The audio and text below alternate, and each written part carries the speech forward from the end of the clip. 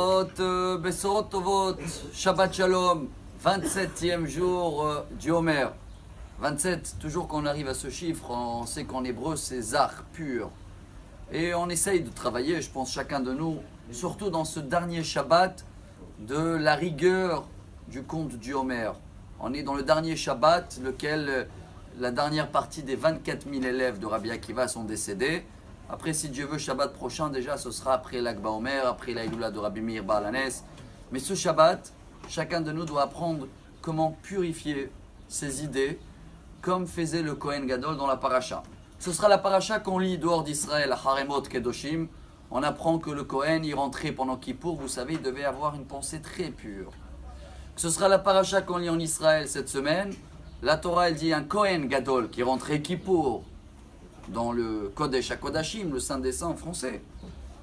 Il n'avait pas le droit de se marier avec une femme veuve, ni avec une femme divorcée. La paracha, elle dit Ki im betula me'ama vikahisha. Il doit se marier qu'avec une fille vierge. Pour quelle raison?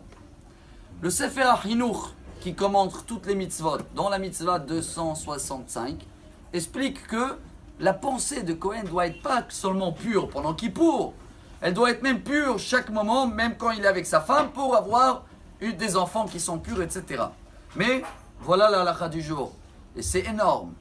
Ce qui dit le Da'at Zekenim, c'est un des petits-enfants de Rashi, qu'il a écrit le Tosfot. Il dit, vous savez pourquoi le Kohen Gadol ne pouvait jamais se marier avec une femme qu'elle avait avant un autre mari?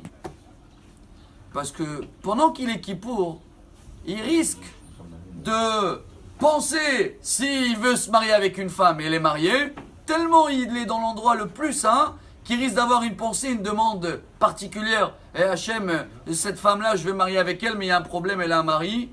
Et avec cette pensée-là, il aurait tué le mari. Vous imaginez que même le Kohen Gadol risque d'avoir dans sa sous-conscience une pensée comme ça. C'est pour ça que la Torah elle a dit, oublie Kohen Gadol, tu ne peux jamais te marier avec une femme ni divorcée, ni veuve. Comme ça, il n'y a pas de risque. Vous savez qu'est-ce qu'on apprend de là?